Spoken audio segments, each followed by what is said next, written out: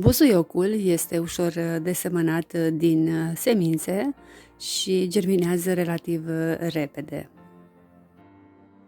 Se obține din semințe pe care le semănați în interiori cu aproximativ 6 săptămâni înainte de ultimul îngheț din primăvară. Răsadurile de busuioc nu sunt deloc pretențioase decât la lumină și la căldură. Au nevoie de multă căldură. Busuiocul este foarte sensibil la frig, așa că trebuie să transplantați răsadurile în grădină doar când temperatura solului este de cel puțin 20 de grade Celsius. Altfel, busuiocul se va usca. Busuiocul crește și se dezvoltă bine în locuri unde primește cel puțin 6 ore de soare în fiecare zi.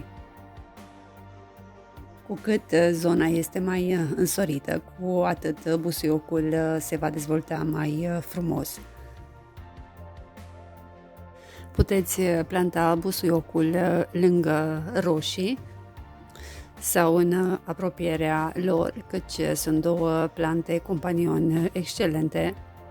Busuiocul dă o aromă specifică roșilor.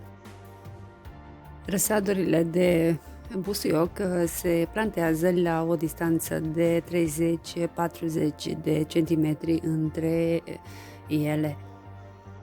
Busuiocul are nevoie și de multă apă. Când solul este uscat la atingere, trebuie neapărat udat și faceți tot posibilul să udați planta la bază și nu pe frunze sau tulpină.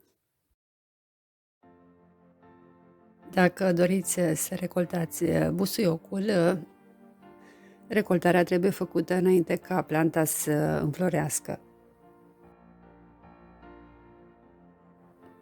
După ce planta înflorește, frunzele nu mai sunt atât de bune pentru consum, dar în continuare busuiocul are un aspect și un miros încântător în grădină. Atrage foarte mulți polenizatori care ajută la dezvoltarea celorlalte plante.